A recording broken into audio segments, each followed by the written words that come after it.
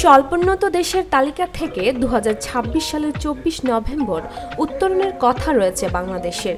বিষয়টি আরও পিছিয়ে দেওয়ার ব্যাপারে চিন্তা ভাবনা করছিল অন্তর্বর্তী সরকার। অবশেষে সেই সময়সীমা পিছিয়ে দেওয়ার চিন্তা ভাবনা থেকে সরে এসেছে সরকার।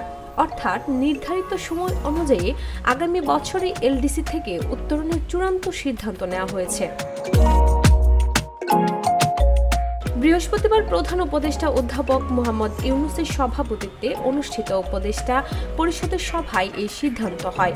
পরে রাজধানীর ফরেন সার্ভিস একাডেমিতে আয়োজিত সংবাদ ব্রিফিংয়ে এই সিদ্ধান্তের কথা জানান প্রধান উপদেষ্টার প্রেস সচিব শফিকুল আলম।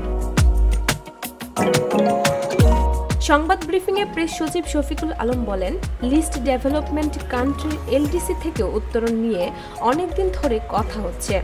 ক্যাবিনেট সিদ্ধান্ত নিয়েছে যে আমরা 2026 সালে এলডিসি গ্র্যাজুয়েশন করব। এই বিষয়ে আজকে চূড়ান্ত সিদ্ধান্ত হয়েছে।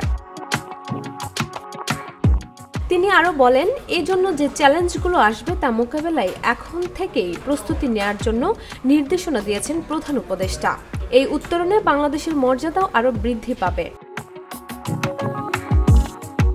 উল্লেখ্য, আওয়ামী লীগ সরকারের আমলে স্বল্পোন্নত দেশ থেকে বাংলাদেশের উন্নয়নশীল দেশে উত্তরণের বিষয়টি চূড়ান্ত হয়েছিল। উন্নয়নশীল দেশের কাতারে যাওয়ায় দিন ঠিক আছে 2026 সালের 24 নভেম্বর। গত মঙ্গলবার সচিবালয়ের প্রধান উপদেষ্টার বিশেষ সহকারী আনিসুজ্জামান চৌধুরী এক ব্রিফিংয়ে জানান, উত্তরণের বিষয়টি আরও পিছিয়ে দেওয়ার ব্যাপারে চিন্তা ভাবনা করছিল অন্তর্বর্তী সরকার। ডেস্ক রিপোর্ট, ভোরের পাতা।